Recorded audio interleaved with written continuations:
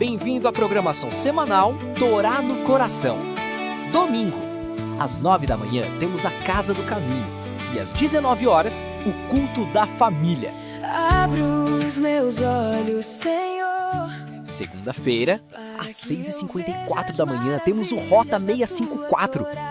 Terça-feira, às 6h54 da manhã, tem Rota 654. E às 19h30, da VAR Academy. Sempre quero andar. Quarta-feira, 6h54 da manhã, Rota 654. Quinta-feira, vem aí o nosso podcast mais aguardado, Café com o Pastor, às 9 horas da manhã.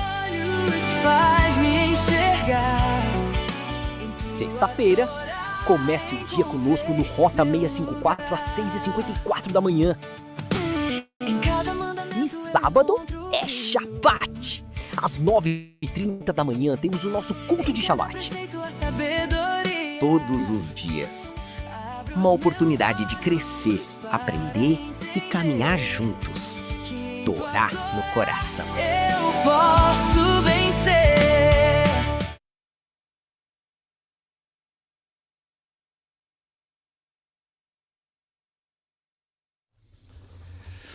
Bom dia, Shalom. Chegando mais uma Casa do Caminho, a nossa Escola da Torá, mais uma paraxá. Agora a Ângelo está aqui bem na minha frente, né, Ângelo? Como é que tá o Porto Alegre aqui? Aqui tá garoando, aqui tá... acho que nós estamos no mesmo tempo, né? Mas é nosso inverno aqui. Que bom estar com vocês esse domingo de manhã aqui, para falar mais um pouco sobre a paraxá. Ontem um apóstolo já trouxe uma brevezinha numa palavra, né? Assim, um ajuste muito, muito forte, e bom que estamos sendo ajustados, né? Porque que a Torá é para isso, é para ajustar, né? Se tu não quer ajuste, vamos dormir, né? Aqui no sul, por isso que aqui tá bom de dormir, né? Garoazinha, tempo bom. Mas se tu quer ser transformado pela palavra, pela Torá, caráter, e nós vamos falar algumas coisas hoje, questão de cura, um homem de Deus que, digamos assim, era um sacerdote e acabou se deixando influenciar por a Yetzer Hará, a má inclinação que nós estamos aprendendo, estamos sendo ensinados, e quando nós aprender a dominar, controlar isso, o nosso caráter é transformado pela Torá, né? Pela palavra, e vamos estar cada vez mais na presença do Senhor para usufruir de tudo que Ele tem para nós, as brachá, que nem diz o Jeremias, as brachá, as bênçãos que Ele tem para a nossa vida, nossa família e as nossas gerações, porque a Torá fala disso. Então vamos começar nosso estudo de hoje, agradecendo ao Senhor. Bendito és tu, Adonai, nosso Deus, Rei do Universo, que nos santificasses, nos ordenasses a ocupar-nos com as palavras da tua Torá. Então, essa é uma ocupação que nós devemos ter todos os dias, né? Nos ocupar nossa mente, nosso tempo com a Torá, porque isso vai sendo transformador na nossa vida. E um mundo novo, né? Que nem a cor, a luz da unidade, a luz da unidade genuína e a humildade. Então, esse é um ensino, mais uma etapa dessa paraxá, dessa transformação semanal, uma paraxá semanal, um aliyah diária também, e nós vamos... A Bíblia diz que nós temos que ser luz, né? Então, vamos sendo edificados por esse estudo, mais um momento. A paraxá, Korah, começa número 16:1 até o 18:32, Raptará, 1 Samuel 11, do 14 ao 12:22, e a Brit Hadashá, Lucas 19:1, do 20 ao 47. Essa porção revela os perigos da divisão e a importância de respeitar a ordem divina. Então vamos estar estudando esse momento ali. Korah criou um momento de divisão, uma rebelião, e desrespeitou uma ordem do Eterno, né, de Hashem. A narrativa foca na rebelião de Corá e seus aliados contra Moisés e Arão, culminando no juízo divino, na validação do sacerdócio arônico e na definição das responsabilidades de sacerdotes e levitas. Então esse é o nosso foco dessa paraxá, essa semana. Aliá, primeiro dia. Hoje é o primeiro dia, né, da Aliá. Não? Ontem? Hoje. Ontem. Hoje, na primeira, na Aliá, primeiro dia, rebelião de Corá, Datã e Abirão. Número 16, 1 até o 19. Corá, um levita influente, une-se a Datã e Abirão, e 250 líderes para questionar a exclusividade da liderança de Moisés e Arão, alegando que toda a congregação é santa. Moisés propõe um teste com incensários para que o Eterno demonstre quem ele realmente escolheu. Um tema interessante nessa aliá, essa revolta de Corá, tem vários estudos, né, várias linhas de tudo, várias maneiras de tu interpretar, tu pode acessar essa paraxá, essa aliá. Mas uma das coisas que dá para, que eu estava vendo ali, dando uma estudada, uma das coisas que levou a Corá a levantar essa rebelião contra Moisés e Arão, é porque ele era um coatita, né? Era um dos levitas, ele era levita, ele era um líder, mas ele era dos coatitas, que a gente viu esses dias nos estudos, que tinham os coatitas, os meraritas e os gersonitas, cada um deles tinha uma responsabilidade dentro do tabernáculo de cuidar alguns elementos do tabernáculo. E Corá, ele tinha isso, ele estava ali, ele era da presença. Só que uma das coisas que pode ter levado a isso, e a gente vai ver isso aqui, eu vou procurar levar vocês a pensar nessa possibilidade, porque a gente está vivendo uma igreja, hoje, um momento que a gente tem que cuidar isso também. Porque, no caso, ele era o mais velho, e ele era influente, né? Só que na hora de escolher um líder dos coatitas, ele foi escolhido o Eliasaf, que era um primo dele mais novo que ele. Então, e ali na sequência sempre era o primogênito, né? O primogênito tinha referência, o mais velho, ele tinha a preferência de ser escolhido. E olha o que isso gerou, né? Ciúme. Porque, na verdade, a princípio era ele. Então, já foi escolhido Eliasaf para ser o líder dos coatitas. E isso vem geracional. Se a gente estudar ali, Eliasaf era filho de Uziel, que era irmão do pai dele, Corá, do Coate. Então, só que o pai dele era mais velho que Uziel.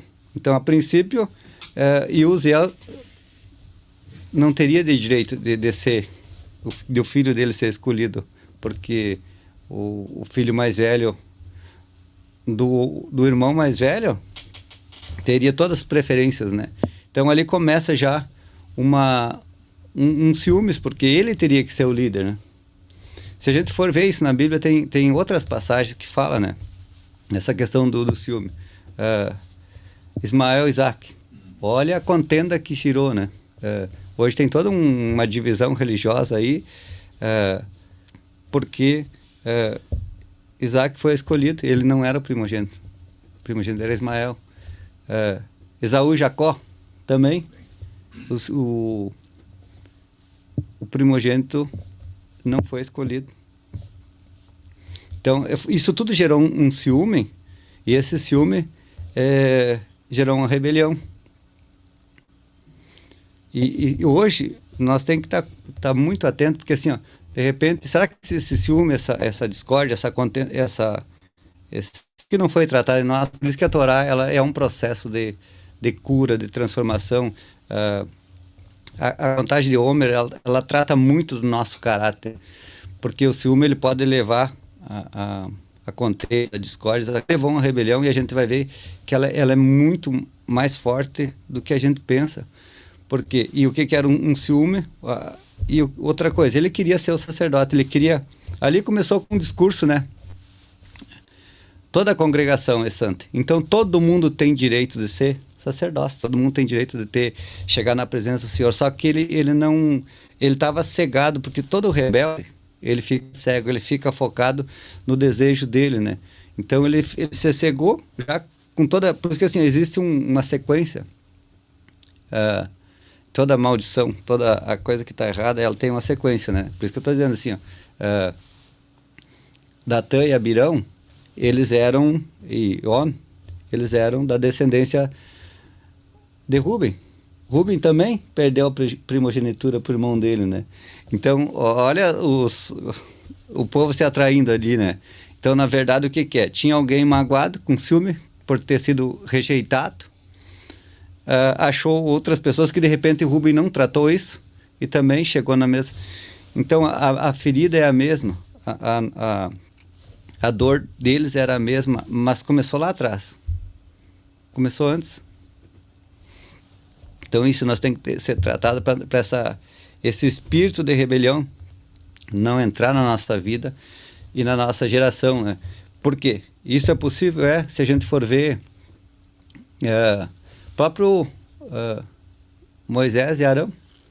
Arão era mais velho que Moisés, e Moisés foi escolhido para ser o profeta, para comandar tudo aquilo ali. Na Bíblia também tem Manassés e Efraim, também. O mais novo foi escolhido para ser... mas por quê? Mas existe um processo de tratamento, né? Nós não podemos deixar isso transformar em rebelião, como Cora fez aqui, e acabou se perdendo, e perdendo uma geração inteira, né?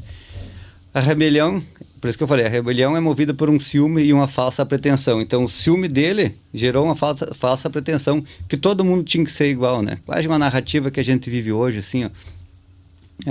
Todo mundo é igual. Ninguém pode ter diferença, ninguém... Não. Para o eterno, nem todo mundo é igual. Todo mundo tem, todo mundo, todos nós, Deus tem um propósito para cada um diferencial, né?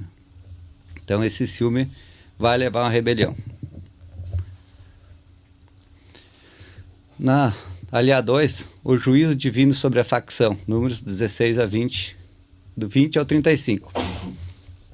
Diante da obstinação dos rebeldes, Moisés adverte que se a terra dragar, será a prova de que só a liderança é divina.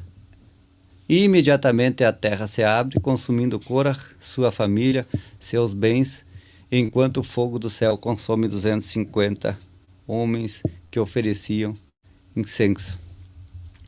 Então, nessa outra etapa aqui, nessa outra aliá,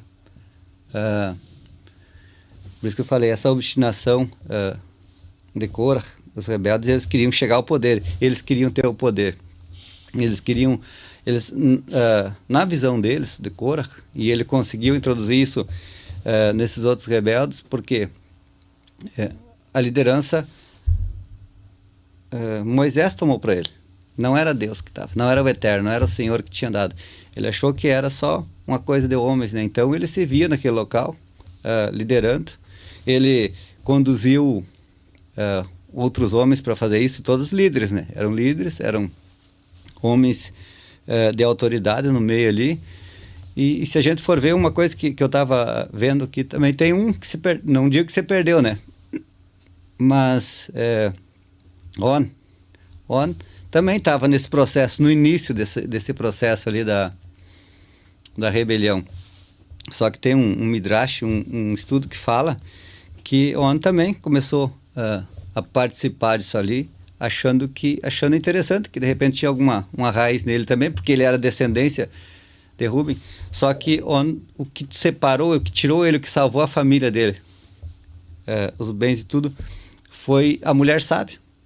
A mulher dele, aí tem um midrash, um estudo que diz que quando os homens foram lá para buscar ele, a mulher dele apareceu com a cabeça descoberta, que não podia, né? Era um sinal de confronto ao sacerdote. Então, na verdade, o que é a mulher sábia, né? Porque a Bíblia diz que a mulher sábia, ela é o alicerce da casa. E os homens acharam que o on, que ficou off na altura, porque ficou on, ficou off, não tinha autoridade nem na casa dele, então ele não podia ser participando, porque olha na visão dele, se for analisar, eles já tiraram um dos rebeldes. Ontem o pastor até falou a questão de diferença entre a lealdade e fidelidade. Ali on era leal, né? Só que não tinha essa fidelidade na cabeça deles, e na visão deles, eles já teriam tomado poder, né? Eles já começaram a eliminar alguns, eliminado on, e porque a mulher dele foi sábia em não deixar essa rebelião chegar até a casa dela. Então, isso é a importância. Ali parece só uma rebelião de homens, né? Mas se a gente for trazer para um contexto, uma mulher sábia restaurou uma casa. E On não participou disso, né? Moisés, então, e aí, dando a continuidade, Moisés se indignou com tudo aquilo ali, várias coisas foram ditas para ele, né? Tanto que Moisés diz uma frase ali, agora não me lembro qual que é o versículo que diz, né? Que o Senhor não recebesse a oferta de Cora. Olha o nível que é a oferta, né? Por isso que a gente não depois, mais adiante, nós vamos falar a questão da oferta ali, ó. A oferta ela tem um poder muito grande, né? Primeira coisa que Moisés falou pro Eterno, para Deus, que ele não recebesse a oferta e que ele não tinha tomado nada deles, ele não tinha nada, ele não devia nada para eles. Então, o que fala isso, né? Na hora de um confronto, na hora de que de tu ter autoridade para falar com o Eterno, tu tem que ter o respaldo, né? E Moisés chegou com essa oração. E outra coisa que é interessante, que nessa paraxá, nessa aliá, ela fala que Moisés, com todo esse confronto que tiveram, eles se prostraram a Deus. Eles não foram se defender, eles não tentaram confrontar Cora e os 250 homens, porque era uma congregação, né? 250 homens. Se a gente está ali, às vezes numa igreja, hoje as igrejas têm igrejas grandes, médias, pequenas, mas 250 homens diante de ti, te confrontando, questionando a tua liderança. E eles dizem uma frase que é bem interessante ali também, que quando Moisés chama eles chama eles para perto, eles acusam Moisés de ter tirado eles da terra que emanava leite e mel. Olha a diferença, né? Eles estavam escravos, eles eram escravos no Egito, e nesse momento de tentar descaracterizar a liderança de Moisés, eles dizem que o Egito era a terra que manava leite e mel, e tinha levado eles para morrer no deserto.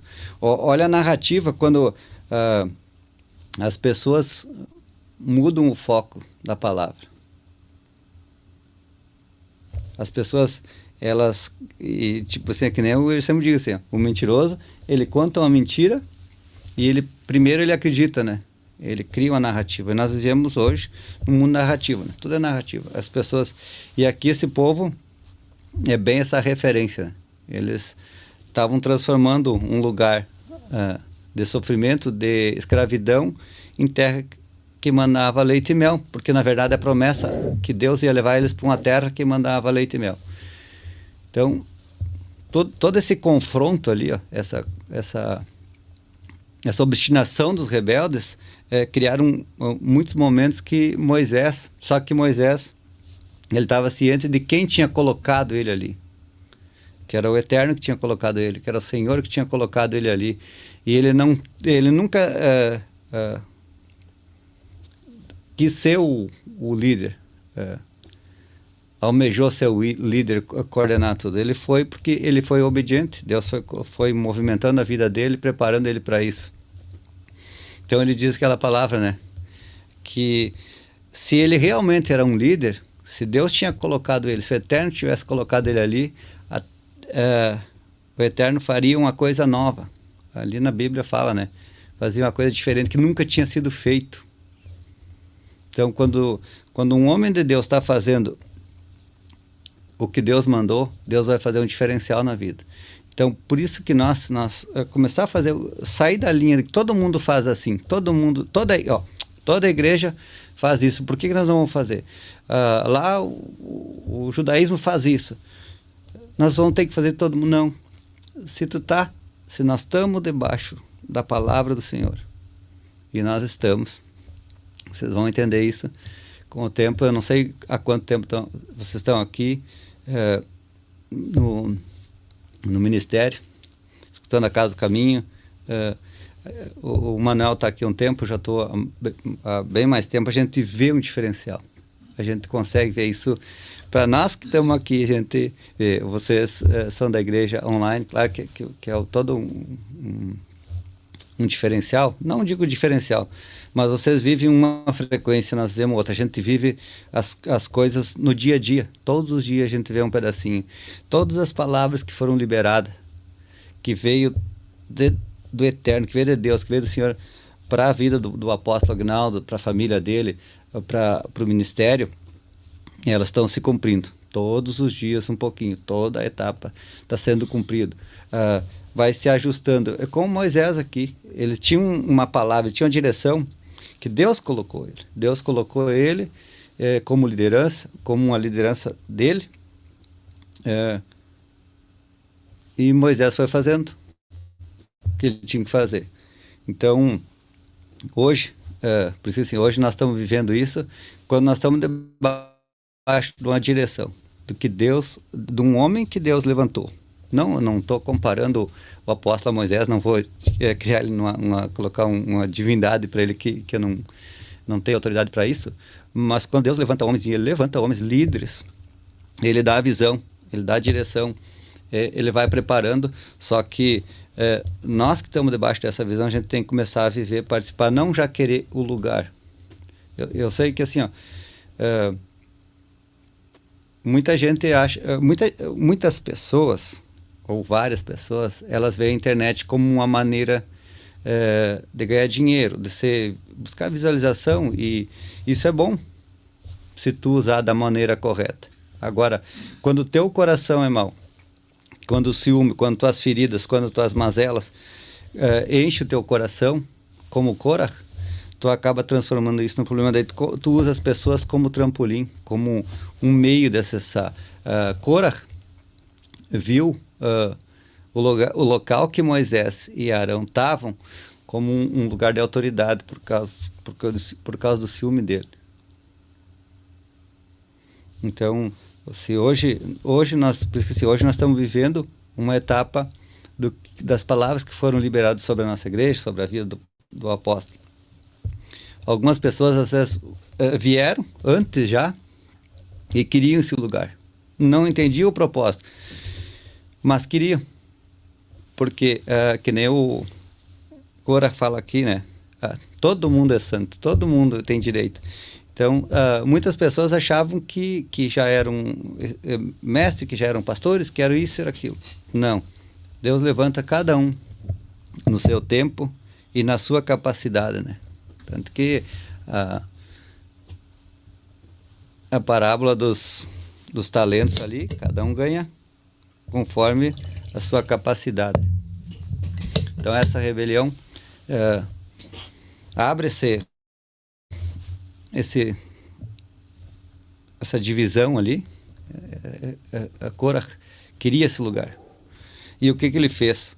Por isso que um rebelde ele é cruel, porque ele não mede as consequências, né? Ele foca no que ele quer e esquece tudo. Ele esquece até, que nem a Moisés disse para Cora: foi o Senhor que te colocou aqui próximo, tu está servindo, tu está próximo do tabernáculo, próximo da presença. O que tu quer mais? O que tu quer mais? Ele já te chamou para perto, ele tá aqui.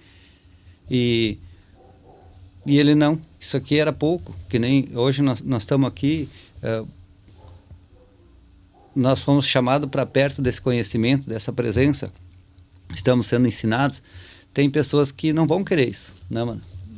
Tem pessoas que não vão. Eu acho que vocês têm visto pessoas aqui na internet, e a gente tem visto no físico aqui mais, eu não sou muito da internet ali. Pessoas vêm um pouquinho, escutam um pouquinho, querem usufruir daquilo ali, não dá certo, ou já não aceitam, porque eles acham um pouco, mas Deus está preparando uma geração eleita, um sacerdócio santo para ele. Então, quando a terra se abre e a palavra que Moisés libera ali, que Deus faria uma coisa nova, a terra se abre e o povo, todas aquelas famílias, os bens, tudo é consumido. E os 250 homens que ofereciam incenso são consumidos pela terra, né? A Bíblia fala ali que eles são dragados vivos. E eu fiquei pensando isso, como é uma coisa assim que eu não vou me aprofundar, mas já imaginou essas pessoas elas foram dragadas vivas, então a alma delas, aonde que foi? Porque eu fiquei lembrando, né? Porque tem homens que Deus levou, né? Elias, Enoque, Deus tirou e levou, e até existe uma palavra, que tem duas testemunhas que virão no Apocalipse, que esses homens virão, e porque eles se apresentam lá num momento para Yeshua, então, mas essas almas que foram dragadas vivas, aonde elas estão? Quem que elas estão clamando? O que elas estão clamando, né? O juízo protege a santidade da ordem de Yahvé. Então, veio o juízo sobre aquele povo, né? Que estava rebelde. E a gente for analisar o juízo que veio ali, esse povo foi dragado vivo. As famílias, né? Porque se a gente for analisar a questão do bezerro de ouro, olha a questão dessa rebeldia ali contra uma autoridade que foi levantada por Deus. Deus levantou o Moisés, a gente é ciente disso. Claro que hoje, né, ali o povo não sabia, né, já estavam brigando por esse cargo. Na rebelião do bezerro de ouro, foram 14 mil que foram mortos, né, se não me engano. Não, 3 mil foram mortos. 3 mil foram mortos ali quando foi dado o pó de ouro para elas tomarem, que foi feito o mesmo processo da mulher Sotá que o apóstolo explicou para nós. E 3 mil pessoas foram mortas, homens foram mortos por causa desse momento de rebelião. Então, eram homens líderes. A revolta que a gente viu semana passada, a paraxá passada, que fala do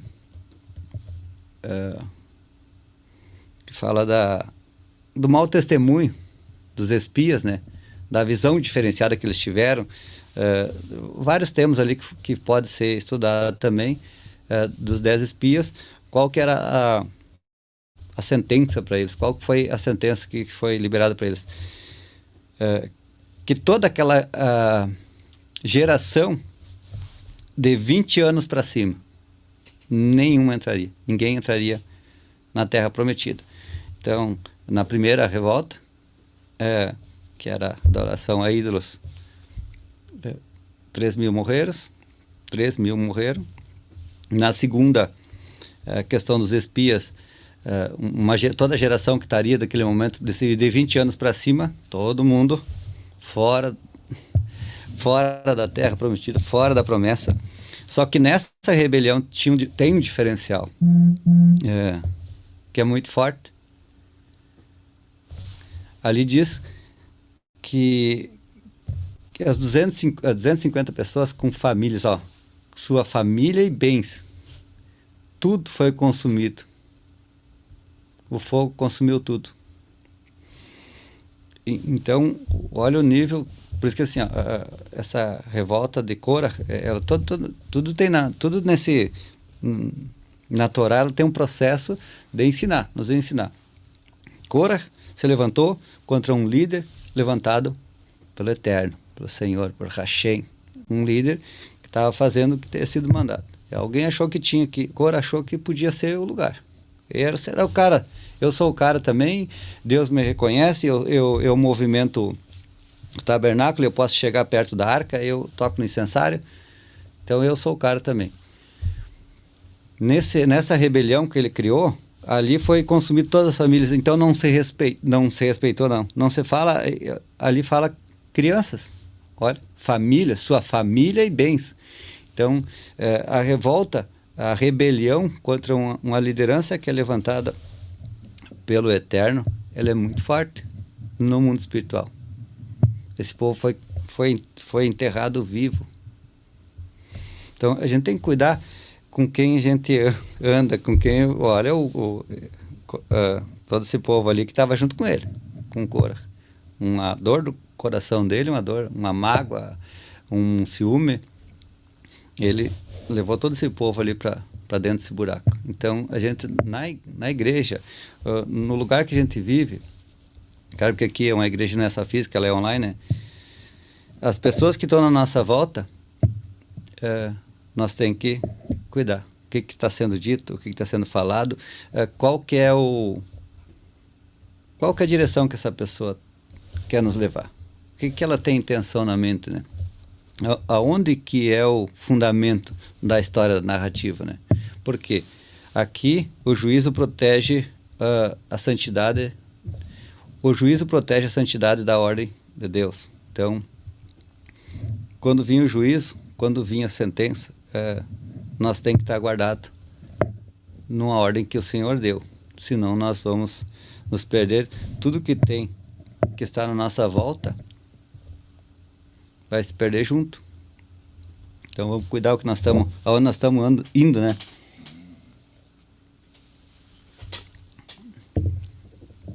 Ali a 3, o memorial e a placa. Os incensários dos rebeldes são transformados em lâmina para cobrir o altar, servindo de memorial contra a usurpação. Então, o que aconteceu? Os incensários, porque foi ali nas duas anteriores, foi mandado que cada um ia acendesse incensário, fosse lá no momento.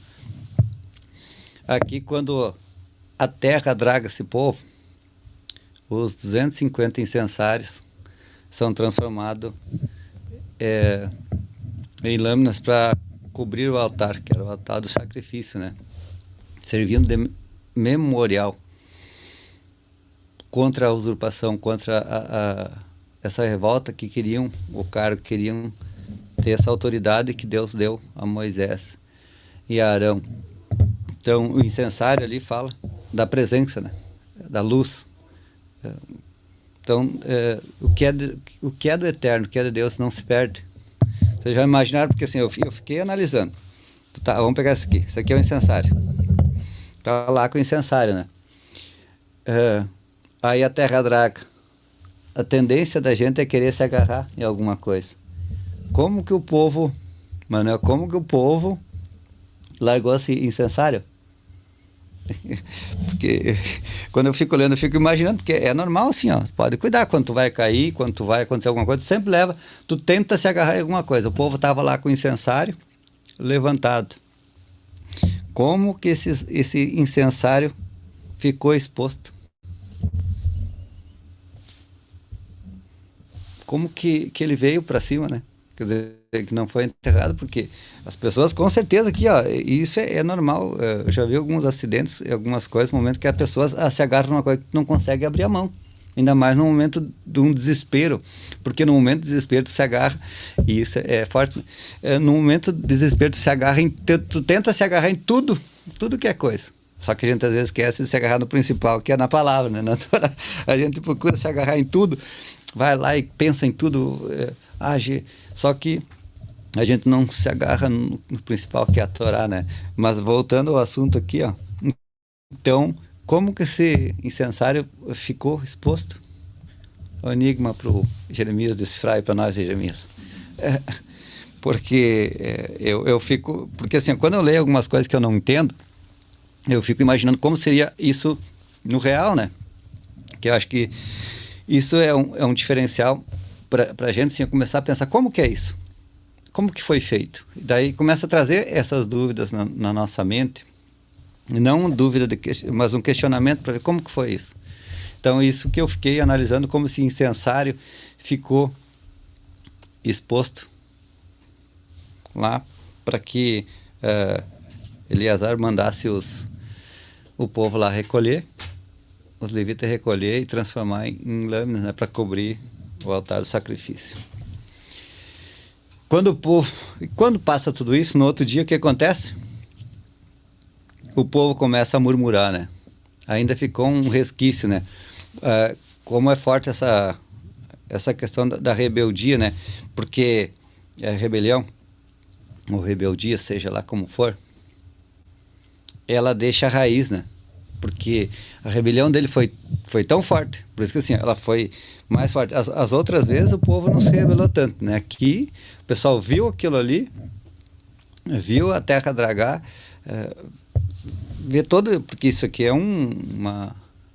foi um momento diferenciado, porque esse povo era um povo privilegiado, porque isso aqui é diferencial, porque assim, o povo ser enterrado vivo, a terra se abriu, uma coisa que nunca tinha acontecido, o povo é engolido, os incensários ficam todos expostos, e o povo dragado. No outro dia, o povo ainda murmura, né?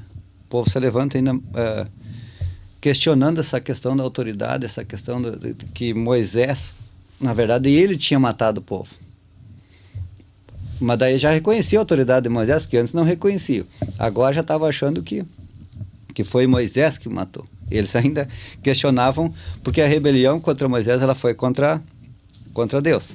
E aqui de novo, né? Porque não foi Deus que abriu a terra, foi Moisés. Porque a palavra dele tinha sido liberada, né? O poder da palavra, né? E o povo sabe disso. Então, estavam acusando Moisés de que ele liberou essa palavra. Foi ele que matou o povo. E essa murmuração, o que é a murmuração? Ela honrará. Então, quando nós estiver questionando a questão da vontade de Deus, dos planos de Deus, a palavra que é liberada através do sacerdote, porque a palavra, tudo que aconteceu ali foi liberado através de uma palavra que Moisés liberou.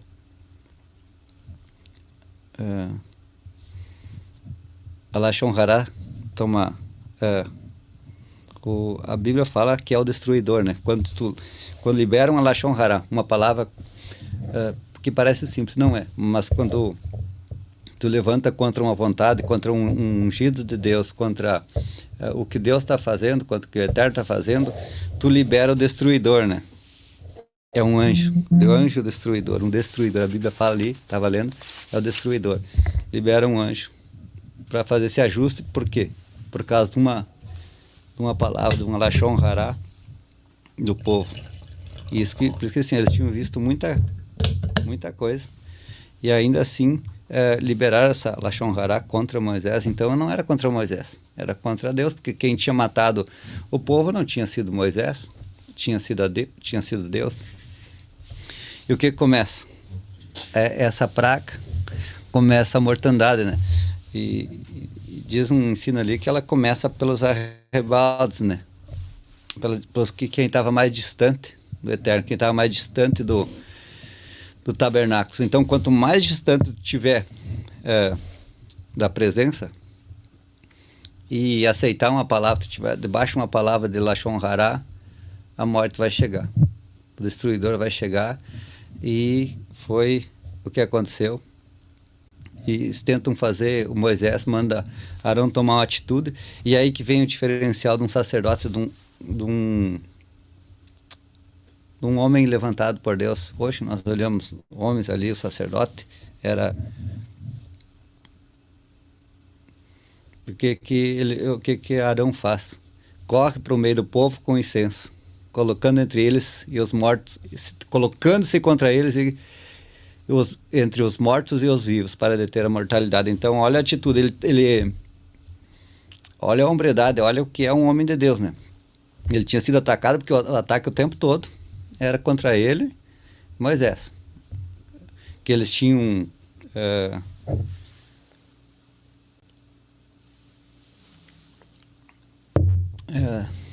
se apossado de uma autoridade que não era deles.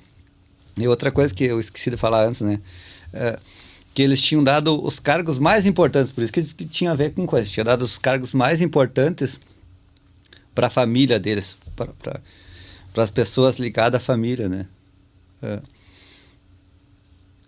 Quanto disso acontece na igreja, né? Digamos assim, que nem aqui o apóstolo seguido, ele fala o nome do... Bom, Manuel nem tem que falar, né? O Manuel faz café com o pastor aqui com ele. Então, fala o nome do Manuel, as pessoas... mas o Manuel porque está perto. Não, o Manuel tem toda uma caminhada aqui com ele. Então, existe um vínculo. Aí fala o nome de outras pessoas. Mas o pastor, ele só fala do fulano, só fala da Poliana, só fala do Jair, só fala da Ângela. Não, algumas pessoas que o apóstolo conhece e conviveu um pouco. Aí já começa um ciúme.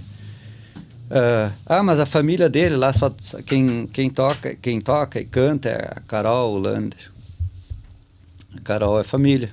O Lander é família agora. A Gabi. Mas o pastor tem lá...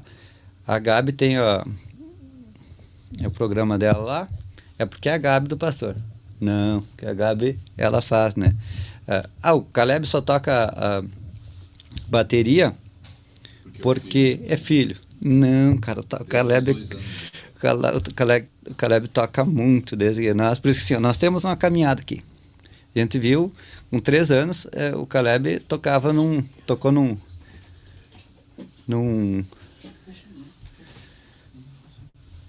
Bom dia. Seja bem-vindo, apóstolo. Estava brigando com o meu celular que não conseguia estar escutando da Aline. Tem que ver ao vivo que é melhor, né? Quem sabe faz ao vivo. E o Caleb, então, com 3 anos, ele tocou nesse evento. Então, não é porque o Caleb é filho do pastor que ele é o cara, ele é o baterista, não, ele é muito bom.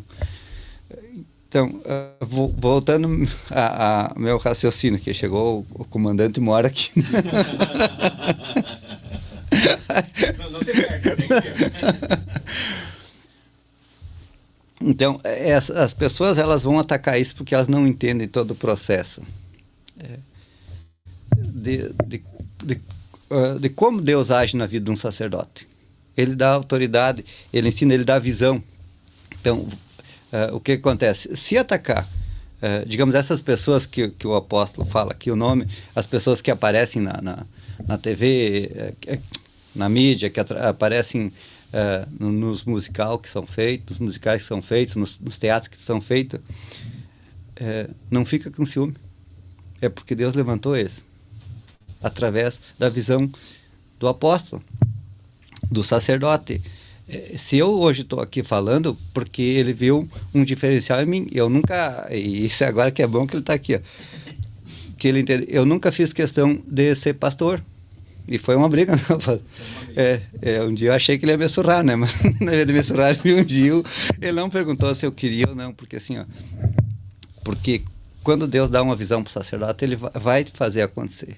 E não adianta ficar com ciúme, deixar isso encher teu coração, porque tu vai se transformar num Cora, tu vai se separar, e quando se separar, quando estiver muito distante, tu vai ser dragado pelo mundo, né? Aqui a gente viu uma terra se abrindo, hoje a gente vê a terra se abrindo também, engolindo pessoas que tinham muita capacidade, mas acabaram deixando encher o coração de ciúmes, de ódio, de revolta, ou querer estar no lugar, e acabaram se distanciando, e hoje a gente não digo que foram dragados, né? Mas desapareceram, né?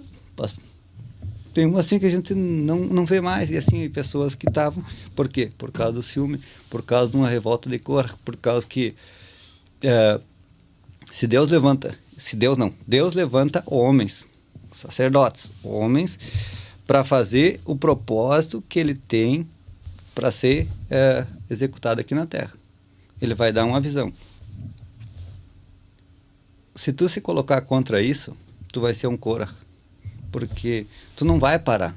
Aqui não tinha Deus veio com a sentença. E o que aconteceu aqui? Quando veio a morte, porque o povo ainda continuou fazendo Lashon Hará, liberou o destruidor com a morte ali. Tanto que fala, né, que morreram 14.700.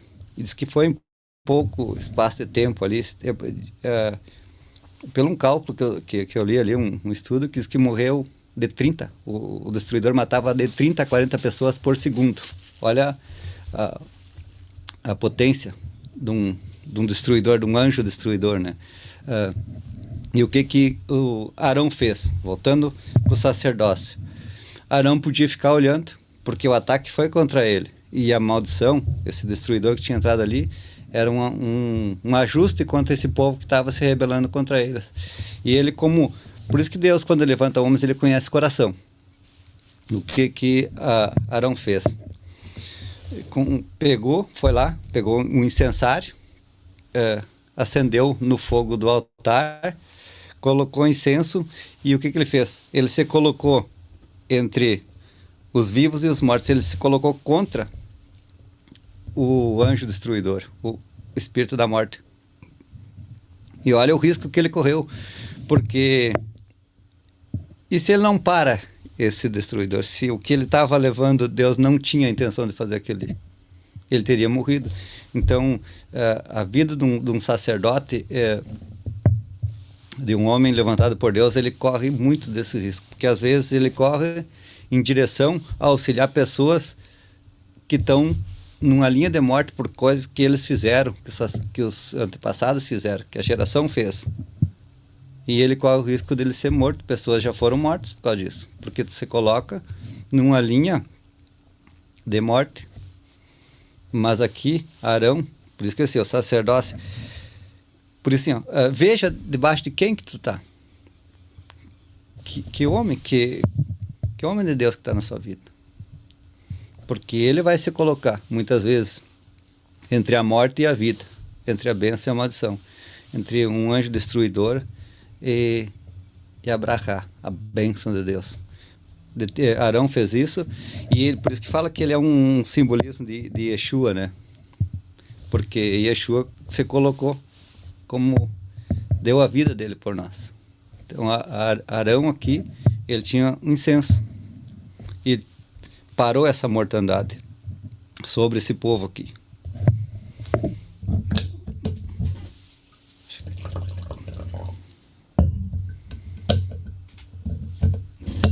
Aliá 4.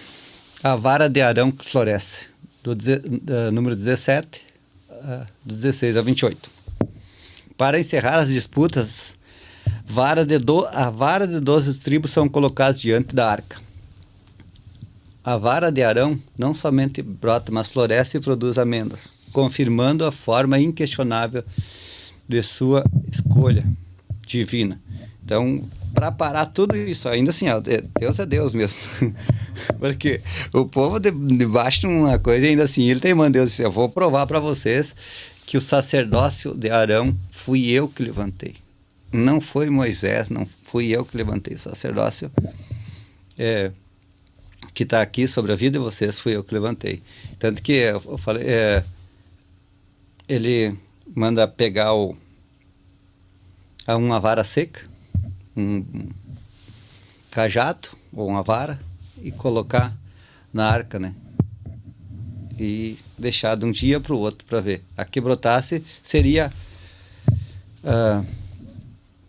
a vara que Deus colocou, que ele colocou, né? Então, no outro dia, o que acontece? As outras varas estão do mesmo jeito, dos outros príncipes, dos outros líderes, mas a de Arão, o que tem? Ela está florescida e produz amêndoas. Numa noite, eu fiquei pensando, né? Numa noite, tu bota uma vara seca num local, olha a questão da noite, agora vamos parar de pensar. Tá, mas a questão de uma noite, né? Tardinha, colocou ali, no outro dia chega lá, a vara tá com flor, porque na verdade a palavra era que a que florescesse seria a vara do homem que eu levantei. Só que no outro dia ela não só floresceu, ela deu amêndoas também, ela deu fruto. Então, assim, ó, Deus colocou, foi para ser inquestionável, que a escolha de Deus, tu não tem que estar discutindo. Só ver se é de Deus. Porque, assim, ó, se a gente for analisar, era uma vara seca. Então, qual que é a referência de uma... Era não tinha nada mais ali. E Deus deu vida àquilo. Então, que a autoridade está sobre a nossa vida, sobre a tua vida. Da morte para a vida. No galho seca. Então, um dos sinais que a gente vê, e Yeshua é esse sinal, né? Que ele ressuscitou. Ele saiu da morte para a vida. Essa vara saiu da morte para a vida. Então, o sacerdócio levantado saiu da morte para a vida. Agora o senhor está aqui, né? Lembrando. O senhor teve uma experiência da morte para a vida. E, tipo assim, ó, isso tudo é um simbolismo, né? Porque isso não é questionável. Será que teve? Não teve? Pronto. E foi. Então, o senhor teve essa experiência. Olha uma referência. Deus deu essa oportunidade para o apóstolo. Por isso que estou dizendo, não, porque ele está aqui. Ele saiu da morte para a vida. Ele teve essa experiência. Então, isso, queira ou não, vê se isso é um sinal ou não. Olha essa vara. E ele tinha todo um ensinamento. Ele tem todo o ensinamento da palavra, da teologia. Quando Deus fez essa experiência com essa vara, ele fez a experiência com uma outra vara aqui. Ele pegou tudo e transformou o quê? Em flor. E os frutos estão aqui, ó. Nossa. E isso aqui, o Gênesis, vocês que estão aí, vocês são um fruto, já floresceu, a vara já floresceu. Quando chegou a Torá na vida dele, floresceu. Agora nós já somos os frutos dessa vara, dessa amendoeira. Isso só um simbolismo, né? Não tô divinizando o apóstolo aqui, mas assim, ó, os frutos estão aqui, estão aparecendo. É só interessante isso aí, né? Porque a gente analisar assim sobre as varas, vossas as varas, né? Os ramos, né? Lá da videira verdadeira. Sem mim, nada podeis fazer. Então, o fato é que é interessante que ficou na arca e nunca murchou, nunca pereceu fruto, por causa da presença. É o que o Mashiach vai dizer posteriormente, né? Então, a gente não tem como escapar, a gente tem essas varinhas aí. Não, e o interessante agora, o senhor falou, já começa, bom, senhor, vai ter que sentar aqui, bota o microfone aqui, mas não. Porque assim, ó, o senhor era uma vara, tinha todo um conhecimento teológico, mas para dar fruto, o senhor teve que fazer o quê? Torá. Daí, essa Torá ligou o senhor o quê? A videira verdadeira. Tem uma falsa, né? Tem uma. Não, tem uma.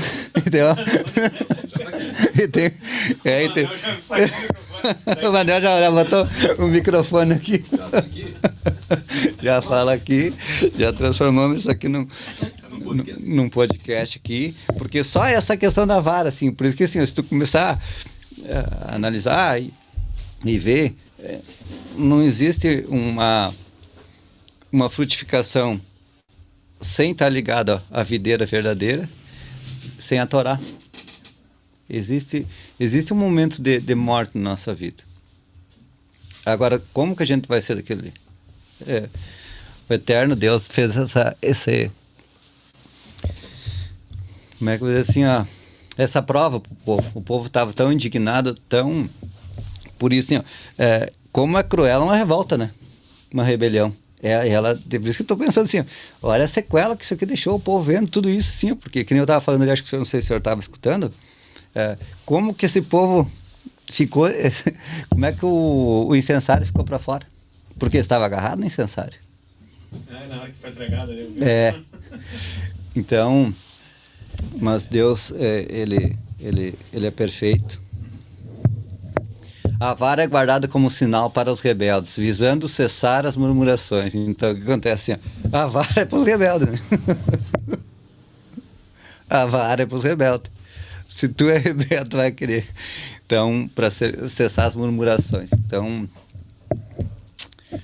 não vamos ser rebeldes, né? Vamos abandonar essa ideia de Córah aí. Vamos lá. Aliás, 5. A responsabilidade de sacerdotes e levitas.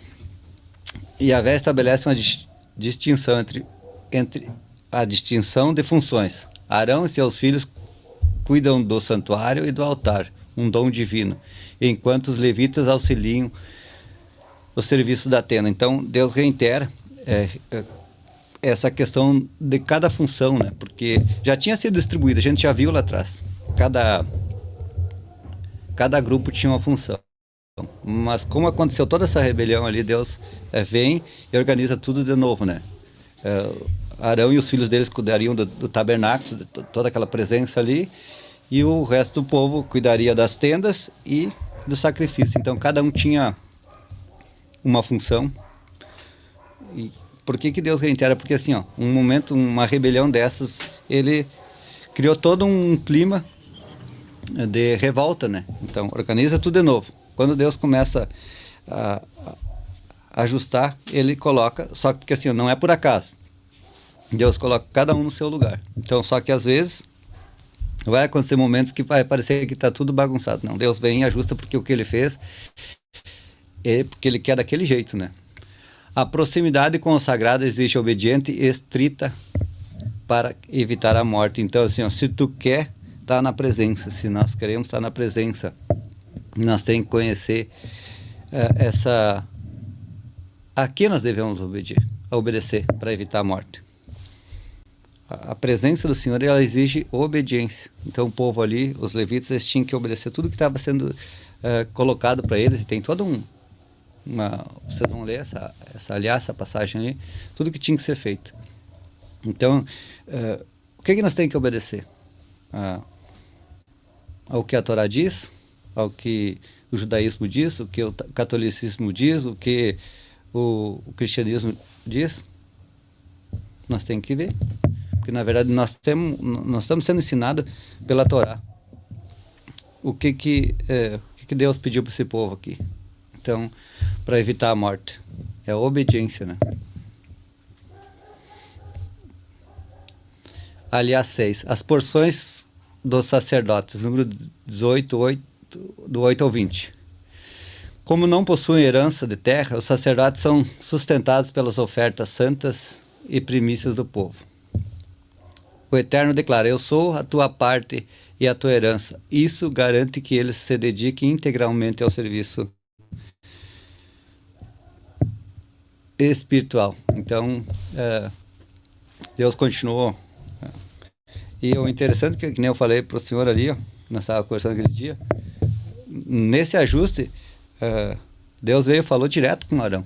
Ele deu muitas, e essa parte das ofertas, né? Do compromisso que ele chegou, Arão, e daí ele não estava falando mais com Moisés. Por isso que ele disse assim, ó, olha o nível que é. Arão, quando aconteceu esse anjo destruidor ali, o espírito da morte veio, o que Arão correu e se colocou entre a vida e a morte, mas com a presença, né? Candelabro, com incensário. O que o incensário representa? O que o incenso representa? As orações, né? Você colocou. Passou tudo isso, o que aconteceu? Deus veio falar com ele diretamente. Olha a autoridade que tu acessa quando Deus vê o teu coração, vê as tuas atitudes. Deus veio e falou direto com Arão. E tudo isso aqui, essa parte aqui dos compromissos dos levitas, dos sacerdotes, das ofertas, todas elas Deus deu diretamente para ele. Faz isso, faz aquilo. E agora chega nas porções dos sacerdotes, ele disse, como é que é? Eu sou a tua parte e a tua herança. Isso garante que se dedique integralmente ao serviço espiritual. Então, Deus ajustou tudo de novo. Mas isso falou diretamente pela autoridade que Arão conseguiu se colocando como realmente um sacerdote era, né? De enfrentar todo o espírito de rebelião e de morte na vida do povo ali.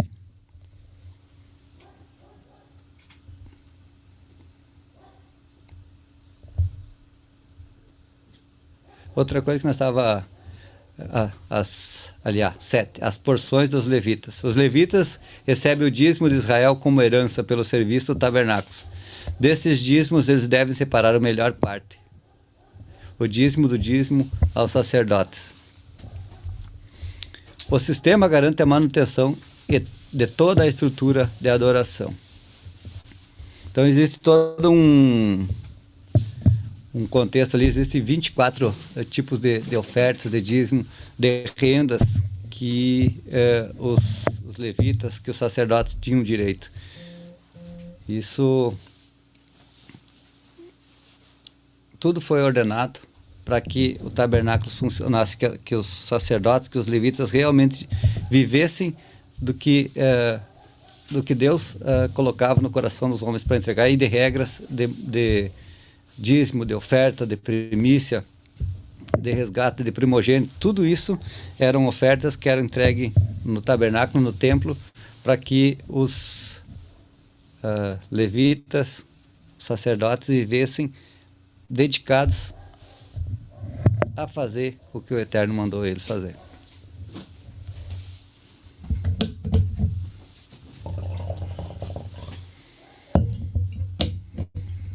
Haftará. A Haftará. 1 Samuel 11, 14 até o 12, 22. Samuel confronta o povo ao pedir um rei, e rejeitou a teocracia divina. Então aqui no Samuel também fala de um momento de rebelião do povo, fazendo uma alusão a essa revolta de Corá, e até para nós entender Samuel, por isso assim, existe um momento de rebelião, só que existe um momento de techuvá, isso que nós temos que entender, que existe uma techuvá para nós, né? E nós estamos vendo isso, porque o Samuel era, a descendência dele era de Corá.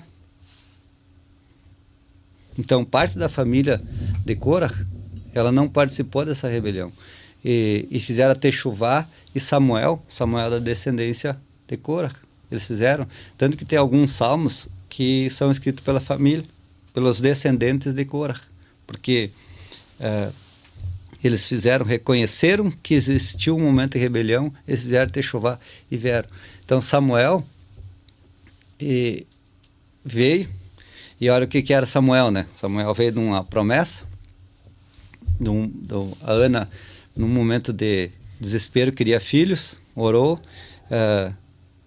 Deus entregou para ela Samuel, tem todo um histórico ali. E Samuel agora, nesse momento, está de frente a uma coisa que aconteceu lá com a família dele, com Corá, que era da onde ele veio, né? E o que o povo estava? O povo estava pedindo um rei, porque todas as nações tinham um rei. E eles também queriam um rei. Eles queriam ser governados por um rei. E ele faz todo um histórico de como o Eterno agiu na vida deles. E no momento que eles pedissem um rei, que eles pediram um rei, eles estavam se rebelando contra tudo isso que Deus fez. Mesma coisa que Corá fez, né?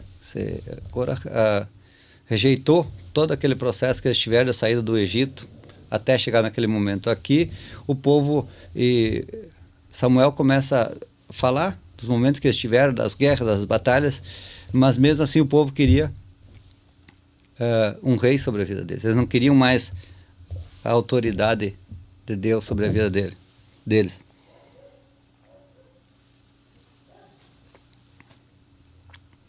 E o que Samuel diz? Ele explica tudo o que vai acontecer, porque por mais que eles estivessem tendo um rei, eles rejeitaram a autoridade de Deus sobre a vida deles, do Eterno. E eles ainda teriam que se submeter a todas as ordenanças, os ensinamentos que ele tinha sobre a vida deles. O povo de Israel é um povo escolhido, mas eles têm que obedecer.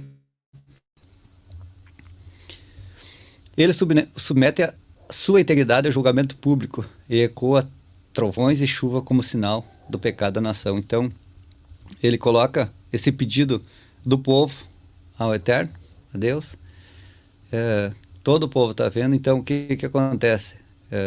Chuvas, trovões, como sinal de pecado. Então, e esses chuvas e trovões a gente viu aonde? Viu lá no Monte Sinai, quando foi para ser entregue a Torá no coração do povo, o povo rejeitou, porque ficaram com medo do quê? De trovões, da chuva, dos raios. Aqui o povo já tinha perdido um pouco do medo, né? Porque se eles tivessem realmente aprendido, eles já teriam... Deus está na questão. Será que não? Só que o povo não voltou atrás, o povo quis, né? Assim como na Paraxá, o tema central é a seriedade de desafiar a autoridade estabelecida por Deus. Então, o tema é o mesmo. A seriedade que é desafiar uma autoridade estabelecida por Deus. Deus tinha levantado a autoridade, Samuel era o sacerdote, era o juiz, e ainda assim o povo não queria mais aquilo. Então, quão sério é quando a gente começa a desafiar uma autoridade que foi levantada, estabelecida por Deus. Nós estamos, por isso que nós estamos aqui, tabernáculos, Ministério Tabernáculos, Tabernáculos Online. A autoridade que nós temos sobre a nossa vida espiritual, quem que é? O apóstolo Agnaldo. Ele está nos ensinando, ele busca, ele vai, ele se desafia para nos alimentar com a palavra, para tudo que Deus tem revelado para ele vem trazendo para nós. Ele vem trazendo esse processo de cair as clipotes, as cascas dos nossos olhos. Então, agora, no momento que tu começa a duvidar, que será que foi ele? Será que Deus foi levantado? Ele foi levantado por Deus? Será que ele tem toda essa autoridade? Será que ele é o cara? Será que ele é o sacerdote mesmo? Será que ele é o mestre? Será que ele será que ele é apóstolo mesmo? Se ungiu? E se elevou a apóstolo? Ele se elevou a mestre? Cara, tipo, esse cara, desculpe, não, povo, assim, ó. Não faz isso, porque assim, ó, por isso que eu estou dizendo assim, ó, nós estamos aqui há um tempo, a gente está no processo, a gente não é perfeito, nós não somos perfeitos, nós estamos, só que assim, a gente entendeu, eu pelo menos entendi, que Deus ele levantou ele como sacerdote sobre a nossa vida. Isso, não estou questionando, porque aí, quando eu começar a deixar isso entrar no meu coração, e tudo isso aqui, ó, Cora deixou isso, destruiu uma geração inteira. Com tudo, né? Não sobrou nada, né? Que nem eu falei ali. Foi até os filhos. Não quis saber. Foi... Aqui, com Samuel, o povo estava debaixo da autoridade de Deus. Direto. Não, eles queriam um rei, queriam um homem para reinar sobre eles. Então já estavam, e tanto que a gente vê ali muitas batalhas que teve quando Samuel orava, quando fazia isso, fazia todo um histórico, Deus agia. Mas o povo já não queria mais isso. Então quando foi estabelecida uma autoridade espiritual sobre a nossa vida, vocês creem que ela é de Deus? Se tu estando ouvindo, tu crê que essa autoridade foi estabelecida por ele? Não entra em revolta, em contenda, em divisões, em dúvidas, em ciúme, porque não vai. Só vai acontecer o quê? Uma destruição. Aqui, esse povo saiu debaixo da autoridade que Deus tinha sobre eles, direto, pediu um rei, Deus estabeleceu um rei. O que aconteceu com o primeiro rei? Já, numa altura em diante, já se desviou, foi levantado outro rei, e assim sucessivamente, eles foram para onde? Num cativeiro de novo, cativeiro babilônico. Então, se nós nos rebelarmos contra a autoridade espiritual que Deus levantou sobre a nossa vida, nós vamos sair, nós saímos de um cativeiro, o Egito. O cativeiro que a gente saiu, ele é falta do conhecimento, digamos, da palavra. Nós estávamos um conhecimento limitado, bem limitado. Nós estávamos assim como é que é? Nós somos um vaso. o apóstolo sempre explica para nós que somos um vaso, nós vamos ser cheios até derramar, transbordar. Só que nós era um vaso que estava enterrado, que nem aqueles vasos, aquelas peças que são achadas em arqueologia, que aquele é um vaso lá, está cheio, cheio de crostas, não entra mais nada naquilo. Aí o que eles tiram dali, tiram e começam a tirar as crostas para o vaso poder ser cheio. Nós somos esse vaso. Saímos desse cativeiro de falta de conhecimento, entendimento da palavra. Nós estamos sendo tratados por isso. As cascas estão caindo, está vindo a Torá sobre a nossa vida, o entendimento, porque Deus estabeleceu um sacerdote, um homem, para nos direcionar nesse processo. Agora, quando nós cruzarmos isso aqui e achar que já o sacerdote que Deus levantou sobre a nossa vida já não serve mais porque tem alguém melhor, nós podemos estar entrando em um momento de rebelião, de rebeldia, de Korah, saindo do momento de escravidão, entrando no momento de rebeldia. Então, é isso que nós temos que cuidar nosso coração, nossa mente, para buscar um entendimento da Torá, o que a Torá faz na nossa vida. Jair, só um detalhe que tu falou, achei interessante, está lá em Números 26:11, que fala que os filhos de Corá não morreram. Por quê? Eu estava pesquisando aqui quando falava, né? Que loucura, Datã e Abirã, todos eles, filhos, netos, todas as gerações morreram na mesma hora. O que aconteceu é que os filhos de Corá não concordaram com a revolta e não saíram das tendas. Não saíram, pois eu só tinha visto... Que loucura, né? Os filhos nem filhos, ninguém concordou com Corá, ele foi sozinho. Os outros, toda a família concordou e morreu a geração toda. Então a rebelião, olha a responsabilidade do líder da casa.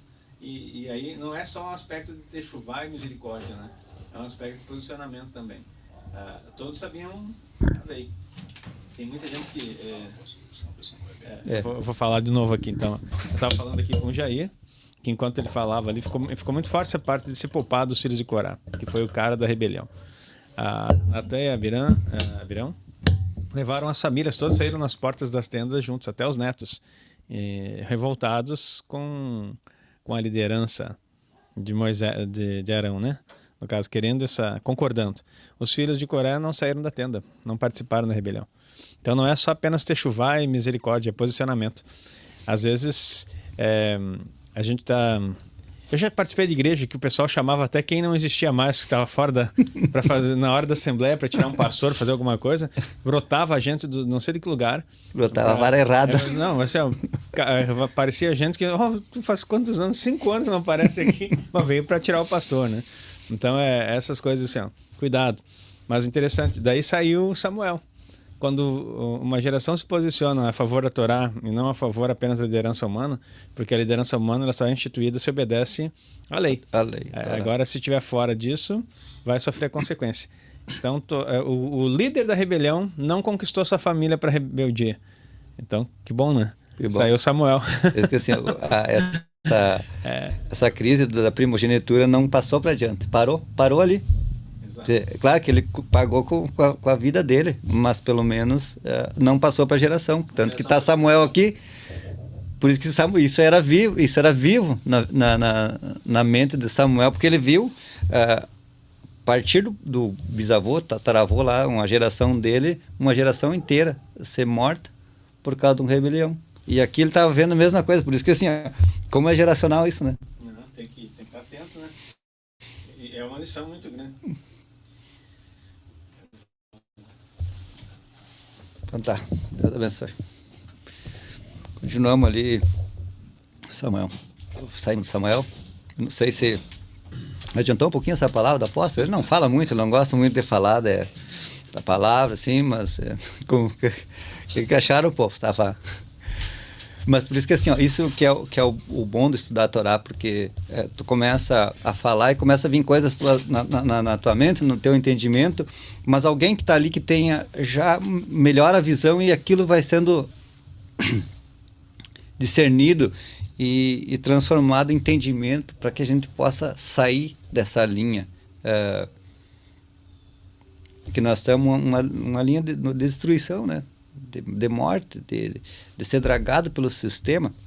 Então, a gente não combinou nada. O apóstolo veio aqui só dá um alô ali, já saiu essa palavra, ele já foi buscar o entendimento, e assim, isso é transformador, isso é estudar a Torá. Não sou eu o dono da verdade, eu tô passando uma mensagem para vocês aqui. O apóstolo, ele não é dono da verdade, ele foi levantado para nos ensinar. Mas quando uma palavra vem numa mente que está pensando na Torá, quando tu recebe uma palavra, ela vai mais longe, ela se aprofunda, ele busca esse entendimento, né? Por isso que nós temos que entender que o método Pardes, que é o método de ensino na Torá que nós estamos sendo ensinados, ele é interessante porque assim, ele pega o pshat, é o inicial, né? Nós estamos aqui, o literal, nós estamos no literal assim, ó, só que daí depois tem o remes, que ele se aprofunda mais, ele começa a questionar como que é isso, como que é aquilo. Aí o drash, que se aprofunda mais. Tu vai ali, agora sim, agora quando tu começa a ligar os fatos, assim, que nem às vezes eu vejo o Jeremias, você liga o fato, traz aqui. Agora aconteceu com Samuel, né? Tu liga o fato, mas ele era da descendência de Cora, como que ele estava aqui? Daí a gente, agora o apóstolo já clareou para nós, assim, ó, que os filhos de Cora não quiseram participar dessa rebelião. Então, chegou a Samuel. Então, esse estudo. Aí vem o Sod. O Sod é isso, né? O Sod, ele é um sobrenatural de Deus. Quando o Espírito vem, clareia e junta e dá a palavra e dá direção. E eu fiquei lembrando agora do Ezequiel, quando tu sai... Quando Ezequiel fala, né? Que tu entrou com a água até os tornozelos. Tu entrou na água. Eu lembrei desse método Pardes que fala. Aí tu anda mais 500 metros, côvados que fala, aí a água já está nos joelhos. Aí tu anda mais 500 côvados, tu já está nos artelhos. Aí tu anda mais 500, tu já está, aí tu já não nada, tu tá viajando, né? Então, isso é um método Pardes, tipo assim, ó. Então, é esse nível de entendimento que a gente tem que ter. Conhecer a Torá é isso, tu... E essa passagem de Ezequiel, ele não fica parado. O que fala? Entrou na água, anda 500, água no tornozelo, temos aqui. Nós estamos nesse processo, assim. Claro que algumas pessoas estão um pouco mais adiante, até pelo entendimento que já tinha, porque o Espírito, ele vai revelando, conforme se aprofunda, ele vai te revelando. Só que tu não ficou parado ali, tu não foi voando, não. A Bíblia fala que caminhou mais 500 côvados. Essa é a caminhada. A caminhada é o ciclo da Torá. Aí anda mais 500 côvados, mais um ciclo ou dois, depende de cada um. Aí caminhou mais, e daí a água já está nos lombos, daí tu já não controla mais. Por quê? Aí é o Espírito que está colocando. Mas esse é um método de ensino. Por isso que assim, ó, aqui a gente vai aprendendo, vai ensinando, vai aprendendo. E tem uma oração que a gente faz, né? De manhã, nas brachá diárias, ele diz, né? Dá entendimento, discernimento para aprender, para ensinar, para falar da tua Torá todos os dias, todos os dias. Você tem uma oração que a gente faz ali. Então é isso que eu tenho orado, que Deus me faça sentar e aprender, que eu possa discernir a palavra dele, a Torá, que eu possa aprender, que eu possa ensinar, que eu possa falar da Torá. Não digo que eu sou a pessoa que vai ensinar vocês, não. Eu estou falando da Torá. Eu posso estar falando. Todos os dias eu vou falando um pouquinho, vou falando comigo mesmo. Até porque a transformação tem que ser em mim, né? Começa em mim, não tem que ser, começa por mim. E essa palavra ainda vai tocando, as pessoas vão querer saber mais. Então, isso que é a Torá, isso que é o método Pardes, ensino da Torá. É um modelo, porque assim, tudo tem um modelo, tudo tem uma maneira de fazer. O homem pegou vários modelos e transformou, ajustou e fez muita coisa. Mas o modelo que o Eterno tem para nós é esse, é o ensino, vai se aprofundando. Mas não sozinho, né? Que nem vocês viram agora esse momento ali. Vem um questionamento, como é que é isso? E já vai ali, se aprofunda e já descobre isso. Descobre não, só descortina, porque descoberto já está a gente que estava encoberto ali para nós, esse entendimento, e a coisa vai fluindo, nosso entendimento vai transformando nossa mente, vai arrancando as cascas. Por isso que assim, nós somos um vaso que estava cheio de crosta, que não entrava nada mais. Só que quando vai tirando essas cascas, começa nós podemos ser cheio da Torá, cheio desse entendimento que transforma a nossa vida, nosso meio, as nossas gerações, porque assim, a gente viu aqui, gerações inteiras foram dragadas, porque um homem, um rebelde, um homem machucado, magoado, que achou que podia tomar o poder de um homem que ele achou que Arão e Moisés, eles são os caras que resolveram ser esses caras. Não, Deus tinha colocado eles ali e eles estavam fazendo o que o Eterno tinha mandado eles fazer, né? Abrit Hadashah, perspectiva messiânica. Judas 1:11 adverte que contra aqueles que perecem na rebelião, adverte contra aqueles que permanecem na rebelião de Korah, usando-os como exemplos de submissão. Então, ali Judas vai dando um modelo, né?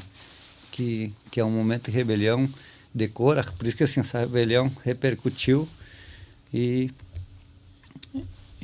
essa insubmissão te tira da presença, nos tira ou te tira da presença do Eterno.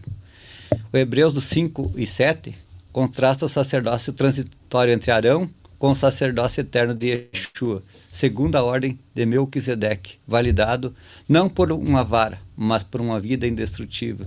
Então aqui fala também, né, do sacerdócio de Arão, da vara que floresceu e deu frutos.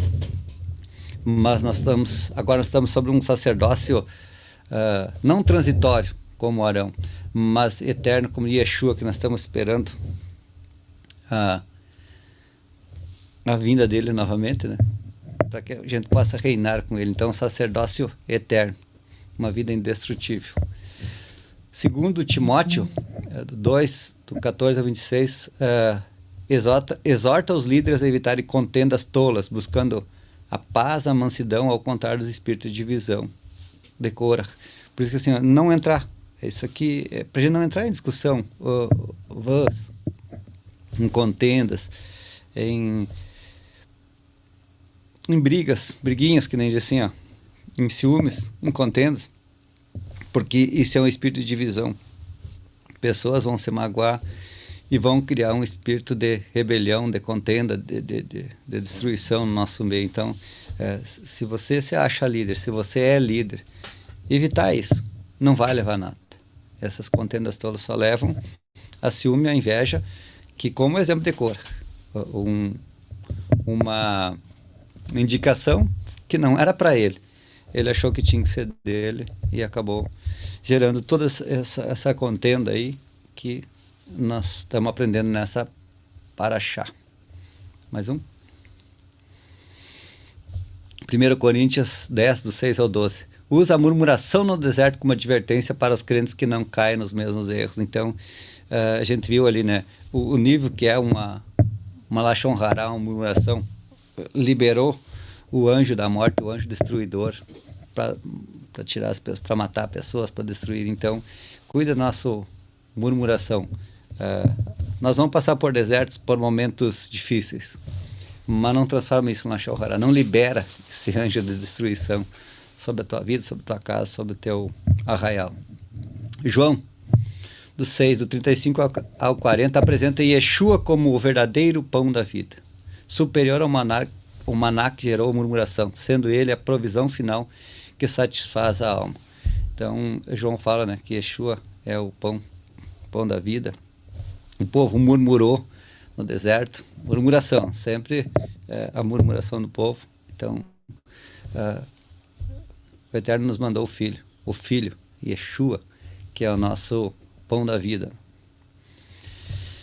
A Parashá Korah nos ensina que a verdadeira elevação vem da humildade e do reconhecimento da soberania divina.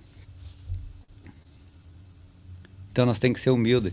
Ali a gente vê quando começou toda essa contenda, essa discórdia, Arão e Moisés se colocaram aos pés assim, se prostraram e foram pedir para Deus o que fazer. Porque eles não tinham o que fazer, eles se humilharam e deixaram que o Eterno agisse. Que o Senhor, a soberania divina, agiu naquele momento. E isso levou eles a um outro nível, né? Tanto que a gente vê depois ali toda a continuidade, né? Então, nós também, quando vem um momento de confronto, de discórdia, de rebeldia, palavras que possam te levar a um caminho de discórdia, se humilha ao Senhor. Ele exaltará os que se humilham. Não os humilhados. Os que se humilham serão exaltados. Os que se humilham serão exaltados. A rebeldia busca o poder para si, enquanto o verdadeiro sacerdote personificado em Yeshua oferece a vida em favor do próximo. Então a rebeldia, toda ela tem um viés eu, pessoal, o ego. Mas o verdadeiro sacerdócio, que é personificado em Yeshua, oferece a vida em favor do próximo. Então, quando nós estiver vivendo o verdadeiro sacerdócio, nós estamos entregando a nossa vida em favor da vida do próximo. E o que é isso? É estudar a Torá, aprender, transformar a nossa vida e resplandecer a luz de Yeshua sobre esse mundo, sobre teu arraial, sobre o momento, lugar que tu vive. Amém, povo de Deus.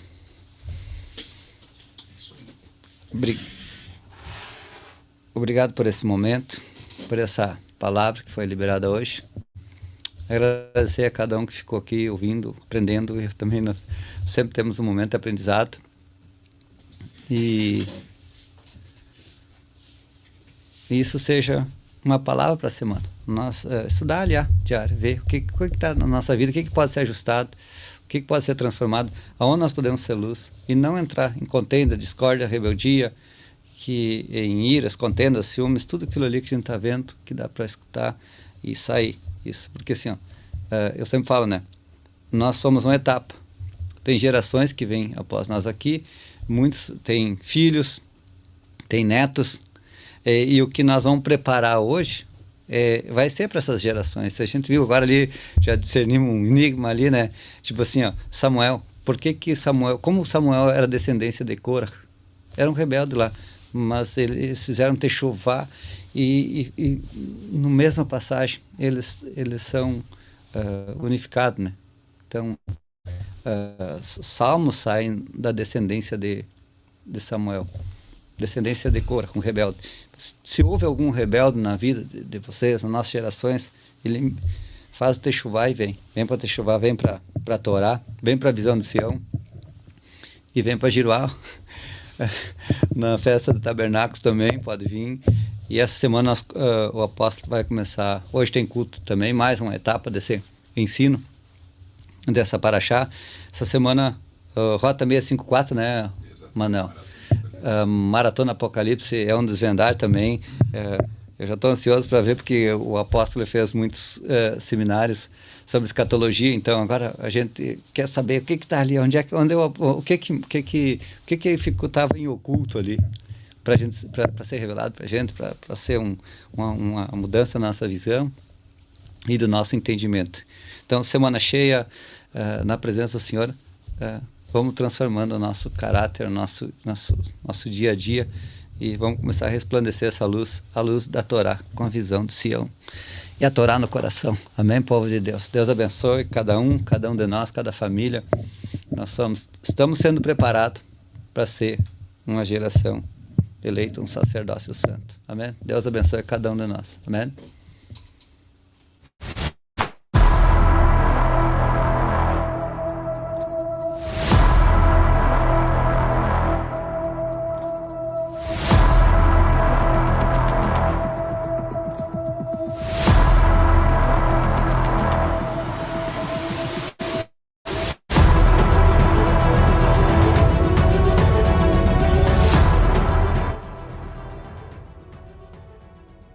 Ai, como eu queria entender de verdade o livro de Apocalipse na Bíblia.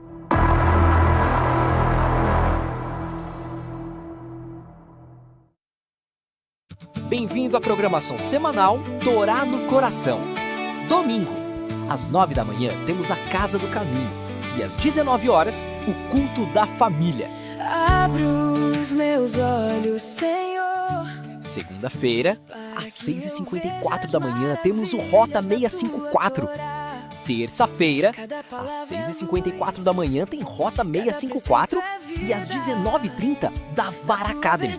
Sempre quero andar. Quarta-feira, 6h54 da manhã, Rota 654. Nas suas mãos. Quinta-feira, vem aí o nosso podcast mais aguardado, Café com o Pastor, às 9 horas da manhã. Olhos faz-me enxergar. Sexta-feira, comece o dia conosco no Rota 654 às 6h54 da manhã. Em cada mandamento E sábado é Shabbat. Às 9h30 da manhã temos o nosso culto de Shabbat. preceito a sabedoria. Todos os dias. Uma oportunidade de crescer, aprender e caminhar juntos. Torá no coração. Eu posso